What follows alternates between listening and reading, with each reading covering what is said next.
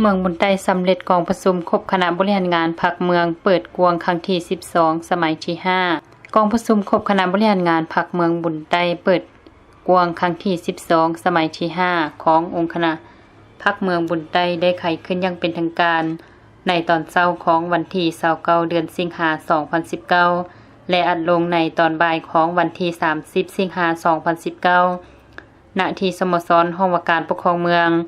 โดยการเป็นเกียรติเข้าร่วมของทานสันติแก้วยสารกรรมการประจำพรรคแขวงหัวหน้าคณะจัดตั้งแขวงผู้ชี้นำเวียกงานหอบด้านของเมืองบุญไต้มีทานอ่อนคำอินแสงกรรมการพรรคแขวง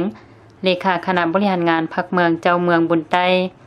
มีบรรดาสหายคณะประจำพรรคเมืองกรรมการพรรคเมือง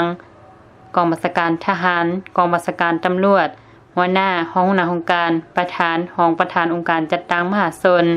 พนักงานทีมงานคันแขวงตลอดฮอดเลขาคณะพรรคฮักทานกลุ่มเลขาหน่วยพรรคเลขาในบ้านอ้อมค้างเทศบาลเมืองเข้าร่วมท่านทองสิงห์อินทแสงคณะประจำพรรคเมืองของเจ้าเมืองขึ้นผ่านทางบทสรุปตีราคาสภาพการจัดตั้งปฏิบัติเวียกงานหอบตานใน6เดือนต้นปี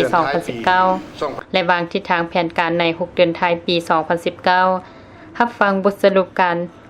จัดตั้งปฏิบัติแผนพัฒนาเศรษฐกิจสังคมของเมือง6เดือนต้นปี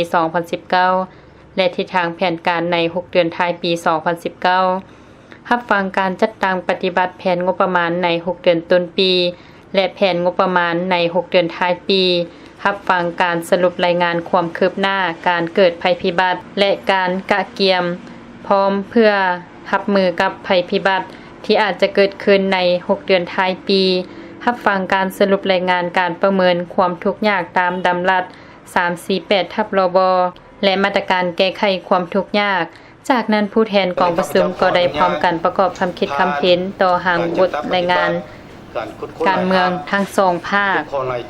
พร้อมกันปรึกษาหารือแลกเปลี่ยนความคิดเห็นอย่างคงไปคงมาและภาวะวิสัย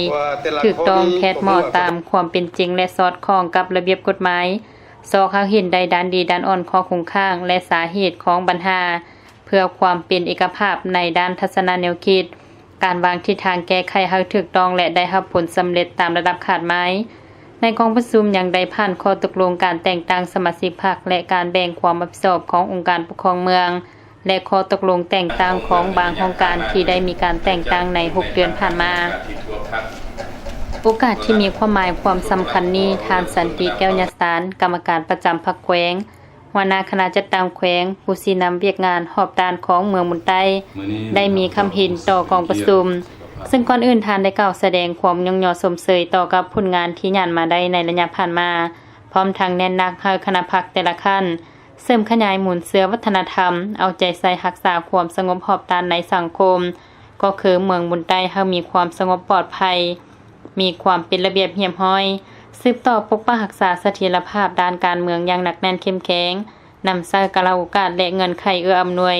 ของสภาพภาคพื้นและสากลเพื่อสืบต่อปกป้องรักษาและสร้างสรรค์ประวัติศาสตร์ก็คือเมืองบุญไต้ก้าวสู่ความมั่งคั่งเข้มแข็งสังคมมีความสามัคคีปรองดองมีประชาธิปไตยยุติธรรมศิวิไล